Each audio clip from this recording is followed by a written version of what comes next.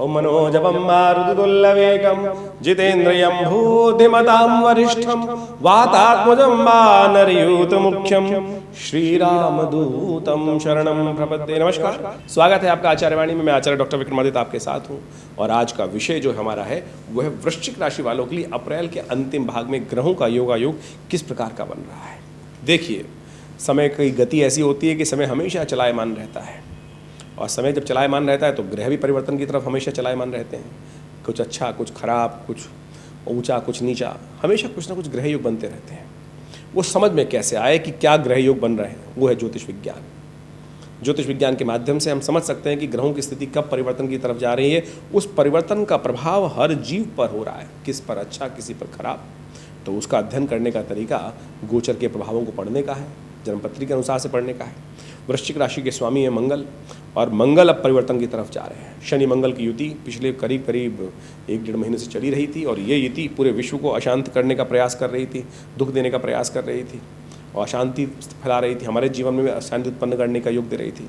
अब आ गया है वो समय कि शनि महाराज की विशेष तौर पर के ग्राफ से वो मंगल परिवर्तित होकर बाहर जा रहे हैं और ये आपके लिए बहुत शुभ है। चतुर्थ भाव में युति बनी हुई थी, इंडिविजुअलिटी के कारण से थोड़ी दिक्कत हो रही थी, क्लैश हो रहे थे, उनसे बदलने का समय आ गया है। इसके साथ साथ शुक्र भी परिवर्तन की तरफ जा रहे हैं, इसके साथ साथ बुध भी परिवर्तन की तरफ जा रहे हैं। इन सब ग्रहों का परिवर्तन, देखिए बुध के स्वामी आपकी राशि के अनुसार से बुध बहुत क्षीण अवस्था में चल रहे हैं, अस्त भी चल रहे थे, वक्री भी चल रहे थे। उन सब स्थितियों में अब बुध परिवर्तन की तरफ जाएंगे। शुक्र ग्रह जो जीवन में चाणक्य नीति का मालिक है, जीवन में आनंद का मालिक है, वो आपकी राशि के अनुसार से सप्तम भाव का मालिक है और विशेष तौर पर द्वादश में काम भाव का मालिक है और कंफर्ट का मालिक है। और वो भी विशेष तौर पर परिवर्तन करेगा, उच्च से हटकर आगे की तरफ जाएगा और अस्त भी हो जाएगा। इन सब का प्रभाव क्या कुछ रहेगा, ऐसे में ग्रहों की स्थिति को आपको समझना चाहिए। इन सब प्रभाव को समझने के लिए सिलसिलेवार तरीके से समझें। 21 अप्रैल के दिन ग्रहों का युग क्या कहता है। 21 तारीख को चैत्र की त्रयोदशी तिथि है, चैत्र मास के शुक्ल पक्ष की, रविवार का अवसर है और कन्या राशि में चंद्रमा का पदार्पण हो रहा है। कन्या राशि में चंद्रमा का पदार्पण है, वो आपके लाभ का स्वामी बनता दिखाई दे रहा है, लाभ के योग बनाता दिखाई दे रहा है, आगे बढ़ने के सुंदर अवसर प्राप्त कराता दिखाई दे रहा है। ऐसे में गुरुजन पिता की खासतौर पर सेवा करके उनका आशीर्वाद लेकर, बड़े लोगों का आशीर्वाद लेकर यदि काम करने का प्रयास करेंगे तो बहुत सुंदर योग बनेगा, आपके लिए लाभ के योग बनेंगे। चंद्रमा लाभ वाले स्थान में केतु के साथ विराजमान है और ये आपके लिए अच्छा योग बनता दिखाई दे रहा है। ऐसे में साथ साथ सर्वार्थ सिद्ध योग भी है, नए कार्य आरंभ करने के लिए दिन अच्छा दिखाई देता है। साथ साथ प्रदोष भी है, रवि और प्रदोष, रविवार प्रदोष जिसको बोला जाता है कि रविवार का योग और साथ साथ प्रदोष त्रयोदशी तिथि शाम के समय विद्यमान रहेगी, जिसलिए प्रदोष रवि प्रदोष बन गया है और ये कीर्ति वृद्धि के योग बनाता है। इन दिनों विशेष तौर पर आपकी राशि के अनुसार से सूर्य महाराज छठे भाव में चल रहे हैं और छठे भाव में रिपु भाव में चलते हुए सूर्य जो होते हैं वो थोड़े क्षीण हो जाते हैं। ऐसे में उनकी शक्ति को ठीक करने के लिए रविवार के दिन खास तौर पे कुछ उपाय कर लेना चाहिए। देखिए, प्रकृति हमेशा बैलेंस करने का योग बनाती है और ज्योतिष इन्हीं सिद्धांतों को पकड़ने का प्रयास करता है। जो देखिए, सूर्य इस दिनों खराब चल रहे थे आपकी राशि के अनुसार से, तो सूर्य को ठीक करने के लिए रवि प्रदोष का योग बन गया। तो शाम के समय यदि आप भगवान शिव का अभिषेक शुद्ध रूप से गंगा जल से करने का प्रयास करेंगे, दूध से करने का प्रयास करेंगे, तो इस रवि योग में कीर्ति वृद्धि के योग बनेंगे, सूर्य को ताकत मिलेगी और आपके कई सारे कष्ट दूर होने के योग बनेंगे। नित्यपति हो सके तो भगवान सूर्य को भी जल दीजिए, ये बहुत ज़रूरी है। ये उपाय सुबह सुबह रविवार के दिन, इस दिन विशेष तौर पर सुबह सुबह सूर्य को जल देकर आप अपने बहुत सारे कष्टों को दूर करने का योग बना सकते हैं। बात कर लेते हैं विशेष तौर पर 22 अप्रैल की। 22 अप्रैल को चतुर्दशी तिथि है, सोमवार का अवसर है, रवि योग इस दिन विद्यमान है और ग्रह आपके लिए अनुकूल है, सुंदर है, लाभ के योग प्रशस्त करते दिखाई दे रहे हैं। सुंदर तरीके से इस स्थिति का लाभ लें और बढ़िया रहेगा, आगे बढ़ने का सुंदर तरीके से प्रयास कीजिए। ग्रह आपके अनुकूलता प्रदान करते दिखाई दें। सोमवार का अवसर, शिव का ध्यान करना है सबसे श्रेष्ठ है और साथ साथ चतुर्दशी का योग है। चतुर्दशी और सोमवार भगवान शिव का ध्यान करके उनका अभिषेक सुबह सुबह दूध से करें। शिव प्रसन्न तो सब जीवन में कष्ट दूर करने के योग बनेंगे। सत्य को प्रसन्न करने का प्रयास हमें हमेशा करना चाहिए। शिव सत्य हैं, सुंदर हैं और हमें हमेशा आशीर्वाद प्रदान करने वाले हैं, कल्याण करने वाले। 23 अप्रैल का दिवस अद्भुत तिथि है, अद्भुत तिथि है। मंगलवार का शुभ योग पड़ रहा है और उस दिन हनुमान जयंती का योग है, पूर्णिमा, चैत्र पूर्णिमा का योग है और साथ साथ ग्रहों का परिवर्तन का योग भी बन रहा है। गज केसरी योग गोचर में निर्माण हो रहा है, ये आपके लिए लाभदायक रहेगा। खर्चे बढ़ाने वाला ज़रूर रहेगा, लेकिन धन आगमन की सूचना भी करता दिखाई दे रहा है। चंद्रमा द्वादशवें भाव में बृहस्पति महाराज के सम्मुख होकर बैठे हैं और ये आपके लिए बड़ा सुंदर योग बनता दिखाई दे रहा है। हनुमान जयंती का सुंदर अवसर है और साथ साथ मंगल का परिवर्तन भी हो रहा है। ये अद्भुत योग है कि मंगलवार के दिन ही हनुमान जयंती के अवसर पर मंगल शनि के प्रभाव से बाहर आ रहे हैं और विशेष तौर पर 12वीं आप भाव मीन राशि में प्रवेश कर रहे हैं आपके पंचम भाव में जाकर। ये आपकी योग्यता को बढ़ाने का योग बनाएगा, बहुत बढ़िया। ये आपके एजुकेशन में जो बच्चे लोग हैं उनको एनहांस करने का योग बनाएगा, बुद्धि में नए रास्ते मार्ग उपस्थित करने के योग बनाएगा। तो ओवरऑल ग्रह अच्छा दिखाई देता है। इस हनुमान जयंती के अवसर पर मंगलवार को हनुमान जयंती पढ़ना, बड़े सालों बाद ये योग पड़ा है। मंगल को जन्मे मंगल ही करते, मंगलमय भगवान हनुमान जी का सुंदर आनंददायक पर्व है, उनका स्तवन करने का दिवस है। और हनुमान जी वो देवता हैं कि जो इस संसार में धरा में शास्त्र कहता है अश्वत्थामा बलिर्व्यासो हनुमानश्च विभीषणा, ये अष्ट चिरंजीवी हैं। हनुमान जी उसके अंतर्गत आते हैं, इस धरा पे विद्यमान है। जब तक राम का नाम रहेगा तब तक हनुमान जी संसार में कल्याण करने के लिए, भक्तों के समस्त कष्टों को हरने के लिए अद्भुत रूप से इस धरा में उपस्थित रहेंगे। और एक बात सत्य मान लीजिए, जहाँ भगवान का नाम का संकीर्तन होता है वहाँ हनुमान जी अवश्य आते ही हैं।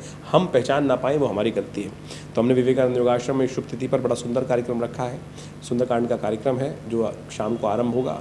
हनुमान जी को सवा मनी का भोग लगेगा, लड्डू का भोग लगेगा, उनको चोला चढ़ेगा। तो आप सब भी सादर आमंत्रित हैं। अपने नाम से भी सुंदरकांड का यज्ञ कराने के लिए, पाठ कराने के लिए आप सुंदर तरह से आश्रम से जुड़ सकते हैं। ग्रहों का प्रभाव तो हमने आपको बताया ही। पुण्य को उदय करने के लिए इन बात को आप करने का प्रयास करना चाहिए, सुंदर रहेगा। 24 अप्रैल का दिवस प्रतिपदा तिथि है, मास परिवर्तन की तिथि है और ऐसे में बुधवार का सुंदर अवसर यहाँ प्रतिपदा के दिन पड़ रहा है। ग्रह परिवर्तन की तरफ जा रहे हैं। मेष राशि में शुक्र का प्रवेश हो रहा है। छठे भाव में शुक्र बृहस्पति के साथ, सूर्य के साथ जाके विराजमान हो जाएंगे। आपकी राशि में बृहस्पति सूर्य चंद्र शुक्र का योग है, ये विजय का योग दे रहा है। यदि कोई क्लैश चल रहा है तो समझ लीजिए जितना सामने वाला आपको कष्ट देने का योग बना रहा है उतना बड़ा प्रबल विजय का योग आने वाले समय में इन ग्रहों की युति से आपके जीवन में बन सकता है। ये साफ साफ दिखाई देता है। बुधवार का अवसर है, गणेश जी का स्तवन करें। विघ्नों को दूर करने वाले भगवान गणेश को का स्तवन करना सब प्रकार से कल्याणकारी रहेगा। 25 अप्रैल का दिवस, द्वितीया तिथि, बृहस्पतिवार का अवसर। वृश्चिक राशि में चंद्रमा का परिवर्तन होगा, शाम के समय होगा, लेकिन सुबह जो है गज केसरी योग के साथ बैठे हुए हैं आपके लिए। थोड़े खर्चों को कंट्रोल करने का प्रयास कीजिएगा। और देखिए खर्चे तो होने ही हैं, लेकिन धन आगमन की सूचना भी दिखाई दे रही है। तो ऐसे में ध्यान रखें, खर्चे पुण्य कार्य में हों, किसी की सेवा में हों। और इसमें देखो धन तो रुकना नहीं है, लक्ष्मी चंचला कही जाती है। लेकिन अब आप समझ लीजिए कि आपकी राशि के अनुसार से खर्चे होने का योग भी है, तो साथ साथ थोड़ा पुण्यदान में भी खर्चा कर देंगे तो अच्छा रहे। किसी गरीब की सेवा कर दें, किसी भूखे को 2 रोटी खिला दें, ये भी पुण्य यदि हो जाएंगे। समझें ये कहीं बेले सवेरे काम आ जाती हैं। इन बात को हमको ध्यान रखना चाहिए। जब खर्चों का योग है ही तो इस बात का ध्यान रखें, लाख रोक लीजिए, रुकने वाले हैं नहीं, लेकिन लाख बांध ले कोई सामने वाला, आने वाले भी योग हैं। तो इस वक्त धन आगमन का भी, धन जाने का, दोनों के योग बने हुए हैं। तो लाभ की स्थिति भी प्रशस्त करते दिखाई दे रहे हैं चंद्रमा और बृहस्पति के योग। तो आप आनंद भाव से विजय की आकांक्षा करते हुए शुभ रूप से करने प्रयास कीजिए, अच्छा रहेगा। विघ्नहर्ता गणेश जी का सुबह सुबह स्तवन कर लीजिए।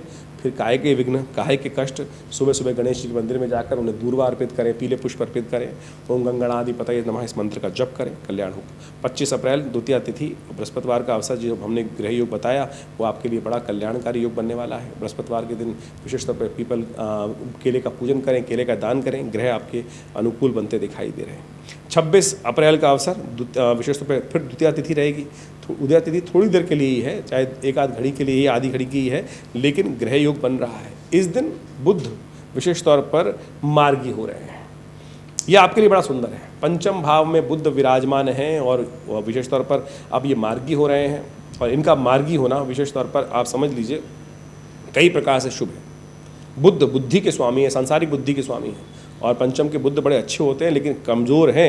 यदि उनको आपने ताकत दे दी तो बहुत सुंदर तरीके से आने वाले समय में ये बुद्ध की जो इम्प्रूवमेंट है ये आपके लिए लाभदायक सिद्ध हो सकती है। नहीं तो व्यावसायिक बुद्धि में कहीं ना कहीं थोड़ी कमी होने के योग दिखाई देते हैं। जब बुद्ध अस्त चल रहे हो, वक्री चल रहे हो, कमज़ोर चल रहे हो, जैसे अब मीन राशि में चल रहे हैं तो बहुत क्षीण अवस्था में, ऐसे में बुद्ध को ताकत देने का प्रयास करना चाहिए। बुद्ध ताकत कैसे आएगी? गाय को पालक खिला दी। शुक्रवार का दिन है, गाय की पूजा करना सबसे श्रेष्ठ है और गाय को ऐसे में पालक खिलाना शुक्र को ताकत देने का सबसे सुंदर उपाय, बुद्ध को ताकत देने का सबसे सुंदर उपाय है। इसको करने का प्रयास कीजिए। क्या लगेगा, 2-5 रुपए की एक गड्डी आएगी, एक गाय को कहीं खिला दीजिए, देखिए सुंदर योग बनेगा, परिवर्तन का योग बनेगा। 27 अप्रैल की तिथि तृतीया तिथि है, शनिवार का अवसर है। गणेश जी का व्रत, चतुर्थी का व्रत करने का शास्त्र में नियम है। ग्रह चंद्रमा जो है वो थोड़े शीर्ण चल रहे हैं। चंद्रमा वृश्चिक राशि में लग्न में विराजमान है। नए विचार तो दे रहे हैं, लेकिन मन अभी विश्वास नहीं जगाने दे रहा है। ऐसे में मन में विश्वास प्रशस्त करने के लिए आप थोड़ा उपाय करने का प्रयास कीजिए। आप एक काम करें, भगवान शंकर के मंदिर में जाकर थोड़े तिल दूध में डालकर उससे भगवान का अभिषेक करने का प्रयास कीजिए। गणेश जी का स्तवन कर लीजिए, विघ्नहर्ता गणेश जी का ध्यान कर लीजिए। ये समस्त उपाय हैं, देखिए इनसे ईश्वर की कृपा प्राप्त होगी और ग्रहों का जो थोड़ा सा कमजोरी स्थिति है उसको ठीक करने का रास्ता बनेगा। 28 अप्रैल का दिवस चतुर्थी रविवार का अवसर उदय तिथि के रूप में और गजकेसरी योग का निर्माण आपकी राशि के अनुसार से होने की स्थिति बनती दिखाई दे रही है। चंद्रमा के साथ बृहस्पति का सुंदर संबंध धन भाव में हो रहा है, ये धन आगमन की सूचना देता दिखाई दे रहा है और ये आपके लिए 2-3 दिन आने वाले विशेष तौर पे अच्छे रहेंगे। लेकिन ऐसे में शुक्र का अस्त होना, ये शुक्र जो है ये अस्त हो जाएगा छठे भाव में चलता हुआ, ये थोड़ा सा कहीं ना कहीं आपको पराजय का प्रभाव विशेष तौर पर दिखा सकता है या कहीं ना कहीं हार की सूचना दिखा सकता है। ऐसे में शुक्र को थोड़ी ताकत देने की ज़रूरत है। सर्वार्थ सिद्ध योग विद्यमान है, नए कार्य करने के लिए दिन अच्छा दिखाई देता है। लेकिन शुक्र अस्त, मेष राशि में चलता हुआ शुक्र जो अस्त हो रहा है, ये थोड़ा सा कहीं ना कहीं, जैसा हमने कहा ना, पराभव, थोड़ा सा आपकी हार, जीत चलते हुए मुकदमों में कहीं ना कहीं थोड़ी सी आपका पलड़ा हल्का हो सकता है। शुक्र को ताकत दीजिए। शुक्र को ताकत होगी गौ सेवा से, गाय के जाके ज्वार हरी चारा गाय को खिलाने का प्रयास कीजिए, ये सुंदर है। नहीं तो धनागमन की सूचना तो अवश्य देते दिखाई दे रहे हैं ग्रह। 29 तारीख को यदि समझे अप्रैल को पंचमी तिथि सोमवार का अवसर, सोम पंचमी का योग और ग्रह आपके लिए अनुकूल बने हुए हैं। बृहस्पति के साथ चंद्रमा सुंदर योग बना रहे हैं और ये आपके लिए प्रशस्त करते हैं।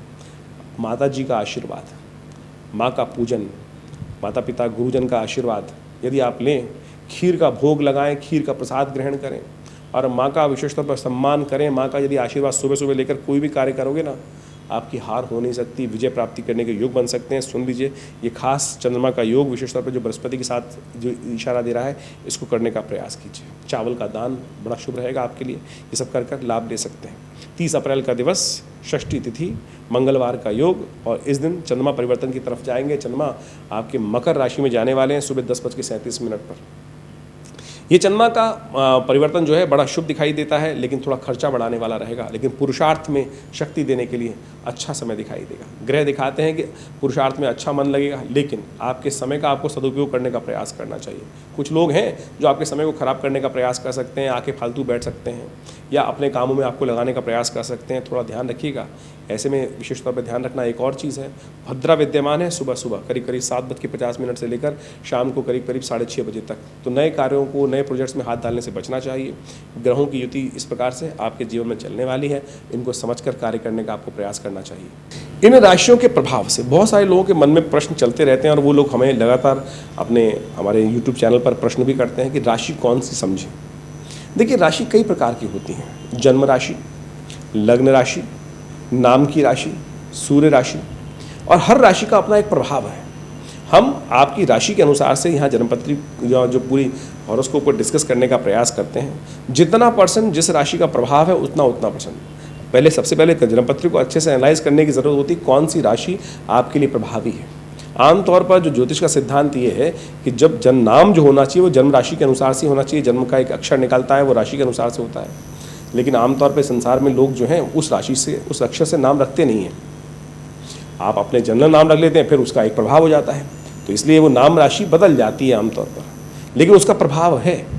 तो इसलिए आप जब आप जन्मपत्री आप स्वयं ज्योतिषी बनने का प्रयास करते हैं, राशि को फल सुनते हैं, तो आप सोचें जितना जितना जिस % राशि का उपयोग हो रहा है, कौन सी प्रभावी है, उसका उतना प्रभाव आपको देखने को मिलेगा। इसके साथ साथ जन्मपत्री में और बहुत सारे विषय होते हैं, दशाएं, अंतर्दशाएं, ग्रहों की जन्म की स्थिति क्या है, किस प्रकार से कौन सा ग्रह कितनी ताकत में है, आपका जन्म जो हुआ है कितने राशि के अनुसार से, जन्मपत्री के हिसाब से किस लेवल पर है, व्यक्ति पहली मंजिल पर है, दूसरी मंजिल पर है, 100वीं मंजिल पर है, उसके हिसाब से बहुत सारी चीज़ों को एनालाइज करके जन्मपत्री का विश्लेषण करने का प्रयास करना चाहिए। हम जब जन्मपत्री देखते हैं तो उन सब चीज़ों का अध्ययन करके ज्योतिषी जो होते हैं वो सब व्यक्ति को बताने का प्रयास करते हैं। तो यहाँ हम गोचर का प्रभाव आपको जन्म राशि, लग्न राशि के अनुसार से, नाम राशि के अनुसार से हर तरह से आप देखने का प्रयास करेंगे तो आपको वास्तविकता धीरे धीरे समझ में आनी शुरू हो जाएगी और उस तरह से आप इसको बहुत अच्छे से समझने का प्रयास कर सकते हैं। इसके अलावा हमारा जो विवेकानंद योगाश्रम है बहुत सारे पराविद्याओं के क्षेत्र में लगातार कार्य कर ही रहा है। हम आपको लगातार इस सब संबंध में अवगत करा सकते हैं, कराते ही रहते हैं। और इस बार तो बहुत सुंदर तरीके से जो हनुमान जयंती का सुंदर अवसर है उसमें बड़ा सुंदर कार्यक्रम रहेगा। नित्यपति आश्रम में 8 घंटे करीब यज्ञ ही रहता है और आप अपने ग्रहों को ठीक करने के लिए अनेक प्रकार के शास्त्रीय उपायों को, उसका वृहद वर्णन शास्त्र में जो वर्णित है उसके अनुसार ही हम जन्मपत्री को एनालाइज करके बताते हैं। मंत्र अद्भुत हैं, यज्ञ विज्ञान अद्भुत है और हमने देखा है कि मंत्र विज्ञान के माध्यम से अनेक उपायों को करने से कई प्रकार के कष्टों को दूर कर सकते हैं। देखिए, एक जीवन में जब कष्ट आते हैं वो भार के कारण ही आते हैं, और जो भार बनता है वो हमारे किए गए कर्मों से होता है। शुभ कर्म करेंगे तो शुभ पुण्य उदय होंगे, अशुभ कर्म यदि हमारे द्वारा हो जाएंगे तो अनेक प्रकार के कष्टों को उदय करेंगे। उन कष्टों को ठीक करने के लिए हम अनेक प्रकार के उपाय शास्त्र में वर्णित हैं। मंत्र जप, यज्ञ, विभिन्न प्रकार के दान, विभिन्न प्रकार की औषधियों का सेवन, ये सब उपाय शास्त्र में वर्णित हैं। उन सब उपायों को करकर इन कष्ट का और जो पाप पुण्य जो है उनका अकाउंट घटा बढ़ा सकते हैं, और उनके घटने बढ़ने से समझिए आपके जीवन में पुण्यों का उदय होने से कष्टों से निवृत्ति प्राप्ति करने के योग बन जाते हैं। तो ये सब बड़ा वैज्ञानिक सिद्धांत है और बड़ा सीधा साधा सिद्धांत है। तो इसको समझने के लिए हम यदि प्रयास करेंगे तो बहुत सुंदर तरीके से समझ में आएगा। अच्छे कार्य करके आप अपने पुण्यों का उदय कर सकते हैं, और जीवन के कष्ट, जब कष्ट आ रहे हो तो समझ लीजिए अपने जीवन में कहीं ना कहीं पुण्यों का अकाउंट कम हो रहा है। यदि आपके अकाउंट में बहुत बढ़िया पुण्य भरे हुए हैं तो आपके द्वारा यदि पूर्व जन्म में या इस जन्म में जब भी काम अच्छे करते रहते हैं तो क्या होता है कि जीवन में कष्ट का समझ में नहीं आता है। लेकिन जब पुण्य कम हो जाते हैं अकाउंट में, तब छोटा सा कष्ट भार आया जीवन में और वो भयानक कष्ट दे देता है और भयानक दुख उत्पन्न करने के योग बनाता है। तो जब दुख आ रहा है तो समझ लीजिए पुण्य को बढ़ाने का समय है। पुण्य को अहर्निश जीवन में शुभ कार्य, हमसे पुण्य होते कम हैं। हर क्षण कहीं ना कहीं कुछ गलत कार्य हो जाता है। चल रहे हैं रास्ते में, कहीं कोई जीव हत्या हो गई, चींटी मर गई, ये सब कहीं ना कहीं घट रहा है, पुण्य को घटा रहा है। तो समझ लीजिए, तो हमको उन पुण्यों को यथा हम जीवन में यदि सोचें, शुभ कार्य कितने होते हैं, सुबह शाम तक यदि आप विचिंतन करने का प्रयास करेंगे तो मुझे लगता है आप कुछ ही लगेगा। और जहाँ अगर नेगेटिव काम जो हुए हैं उनको सुनने देखने का प्रयास करोगे तो लिस्ट बहुत लंबी हो जाएगी। कितनी बार झूठ बोला, कितनी बार आपके द्वारा अहित का कार्य हुआ, कितनी बार किसी व्यक्ति को दुख लगा, कितनी बार मुख से अपशब्द निकला, ये सब क्या कर रहा है? ये पुण्यों को क्षय कर रहा है। पुण्य बढ़ेंगे कैसे? किसी की सेवा करने से, धर्मात्मक काम करने से, अच्छे कार्य करने से, किसी को भोजन करा देने से, आशीर्वाद ले लेने से। कितनों का आशीर्वाद लेते हैं? आजकल तो लोग ऐसे हैं कि झुकने में भी लोगों को शर्म आती है, डर लगता है, छोड़ो ना, क्या सम्मान करना है। देखिए, एक बात समझ लीजिए, महाभारत का युद्ध आपको याद होगा। पांडवों के साथ क्या था? कोई सेना नहीं थी बहुत बड़ी, लेकिन पुण्य थे, सत्य था, आशीर्वाद था। दुर्योधन इतनी बड़ी सेना लेके बैठा था, उसके बाद एक ही चीज नहीं थी, केवल आशीर्वाद। यदि आशीर्वाद ले लेते हैं ना, तो आप समझें तो आपके पुण्य बढ़ जाएंगे, और पुण्य आशीर्वाद को लेने का प्रयास करें, देखिए शुभ होने के योग बनेंगे। यही सुंदर सिद्धांत है ज्योतिष विज्ञान को समझने के। ये ज्योतिष के साथ साथ जो ज्योतिष अकाउंट बताता है आपको, अकाउंट में कितना खाली है, कितना भरा हुआ है, और बढ़ाने का जो तरीका है, घटाने का तरीका जो है, अध्यात्म आपको समझाने का प्रयास करता है। हमने विवेकानंद योगाश्रम में इन्हीं सब चीज़ों के लिए, शोध के लिए बहुत सारे कार्य लगातार करते रहते हैं। आश्रम पर नित्य प्रति 8 घंटे करीब यज्ञ चलता ही है। रविवार को उस यज्ञ में सम्मिलित सब लोग हो सकते हैं। रविवार वाले यज्ञ में मंत्र यज्ञ के लिए, ग्रहों के उपचार के लिए, अपने बहुत सारे स्वास्थ्य के निमित्त महामृत्युंजय मंत्र जप इत्यादि करने के लिए बहुत सारे व्यवस्थाएं आश्रम में बनाई गई हैं। बहुत सारे शोध किए गए हैं, मुद्रा विज्ञान पर, यज्ञ विज्ञान पर, मंत्र विज्ञान पर, औषधीय विज्ञान पर। इन सब में लिए हमारे लिए बहुत सारे कार्य चलते रहते हैं। आश्रम पर एक बहुत बड़ा हॉस्पिटल बनाया गया है योग प्राकृतिक चिकित्सा आयुर्वेद के लिए, जो भारत सरकार से मान्यता प्राप्त है। तमाम सरकारी लोग जो सेंट्रल गवर्नमेंट के पैनल पे हैं, दिल्ली गवर्नमेंट के पैनल पे हैं, दिल्ली पुलिस के पैनल पे हैं, वो सब इस सुविधा को योग प्राकृतिक चिकित्सा में के द्वारा आयुर्वेद की चिकित्सा के माध्यम से लाभ ले रहे हैं। और हमने अद्भुत रूप से लाभ देखा है। बहुत सारे एलोपैथिक मेडिसिन के चक्कर में जीवन लोगों को निकल जाता है, चाहे लाइफस्टाइल डिसऑर्डर डिसीज़ हैं, डायबिटीज़ है, ब्लड प्रेशर है, शुगर है, और कमर दर्द, सर्वाइकल स्पॉन्डिलिटिस, बैकएक। हमने योग प्राकृतिक चिकित्सा के माध्यम से ऐसी सुंदर व्यवस्थाएं अपने संस्थान में रखी हैं कि आप उन समस्त सुविधाओं को लेकर अपने तमाम रोगों को दूर भगाने का प्रयास कर सकते हैं, और सुंदर तरीके से ये सब चीज़ें काम करती हैं। इनका सब वैज्ञानिक आधार है। पूरे विश्व में आज लोग योग प्राकृतिक चिकित्सा आयुर्वेद का लाभ लेते हुए कार्य करने का प्रयास कर रहे हैं। तो आप भी बाकी जो चीज़ें जो इस संसार में आधुनिकता के नाम पर जो कार्य किए जा रहे हैं, उसके साथ साथ इन भारतीय प्राचीन योग विज्ञान, आयुर्वेद विज्ञान, चिकित्सा विज्ञान के साथ लीजिए। हमारे पास डाटा ओरिएंटेड रिजल्ट्स हैं, और हमने जो बहुत अच्छे से एनालाइज करके देखा है वो बहुत अद्भुत कार्य करते हैं। आप समझिए मुद्रा विज्ञान, मैं आपको यहाँ एक बात बताने का प्रयास करता हूँ। हृदय संबंधित रोग पूरे विश्व में आज परेशान कर रखा है। हर कोई गोली खाकर ही अपने ब्लड प्रेशर को कंट्रोल करने का प्रयास कर रहा है। ये मृत संजीवनी मुद्रा है।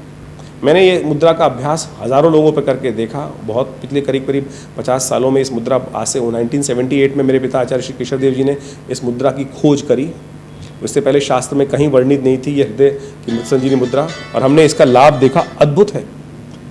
3 सेकंड में दिस मुद्रा is capable of giving the first to the heart patient. आप 100 बेटे टैबलेट लेंगे, उसमें भी टाइम लगेगा, लेकिन उससे पहले 100 बेटे टैबलेट मना नहीं कर रहे हैं, आप जो लेना चाहते हैं मेडिसिन लें, लेकिन उससे पहले ये एक मुद्रा कुछ देर अभ्यास तो करें। कुछ ही देर में आपके हाथ को साउंड कर कर ये आपके कष्टों को दूर करने का योग बनाएगी और सुंदर तरीके से लाभ देगी। इसके ऊपर बहुत सारी और पुस्तकें विद्यमान हैं, और पुस्तकों में के माध्यम से हमने बहुत सारे उपचार के माध्यम बताए हैं इन समस्त पुस्तकों में। कान में दर्द चल रहा है, ये शून्य मुद्रा करके देखिए, 3 मिनट में कान का दर्द, कान की होने वाली समस्याएं दूर करने में लाभ देगी। ऐसी बहुत सारी मुद्राएं। बच्चों को याद नहीं होता है, आपको नींद नहीं आती है, आप रोज गोली खाते हैं, कुछ ध्यान योग का सहारा लीजिए, प्लस ये ज्ञान मुद्रा का अभ्यास। पहली उंगली अंगूठे के साथ इस मुद्रा को लगा देने से ये ज्ञान मुद्रा बन जाती है। ये हमारे आश्रम के द्वारा ही पूरे विश्व में मुद्राएं पहुंचाई गई, मेरे पिता आचार्य श्री केशव देव जी के द्वारा। बहुत सारी पुस्तकें लिखी गई आश्रम में इन सब चीज़ों के ऊपर, और पूरे विश्व में आज जितने भी लोग मुद्राओं का उपयोग कर रहे हैं वो कहीं ना कहीं हमारी पुस्तकों के माध्यम से, हमारे आश्रम के शोध के माध्यम से ही कर रहे हैं। आप किसी वेबसाइट पे जाएं, आचार्य केशव देव जी का नाम डालें, मुद्राओं का नाम डालें, आपको पूरी ऑथेंटिसिटी प्राप्त होगी और बहुत सुंदर तरीके से इन सब चीज़ों का लाभ प्राप्ति करने की योग बनेगी। तो हम ये समझाएं कि ज्योतिष, अध्यात्म, मंत्र विज्ञान, ये सब इंटर रिलेटेड है, ये सब का सब एक साथ चलता है, और हमने इन तमाम पराविद्याओं पर शोध भारतीय संस्कृति के अनुसार से हमारे इस आश्रम में पिछले 50 सालों से ये कार्य किए गए हैं। आप जुड़े विवेकानंद योग आश्रम से, आपका स्वागत रहेगा। हमारे जो संतान जो कार्यक्रम चलते हैं उन सब के बारे में आपको हम समय समय पर अवगत कराते रहते हैं इस चैनल के माध्यम से। और जो भी आपकी और भी कोई प्रश्न हो तो चिंता ना करें, हमारे नंबर्स पर व्हाट्सअप भेजें, अपने हमारे इस चैनल पर अपने कमेंट्स डाल सकते हैं, हम अवश्य उनका जो भी निदान होगा आप तक पहुँचाने का प्रयास करेंगे। धन्यवाद।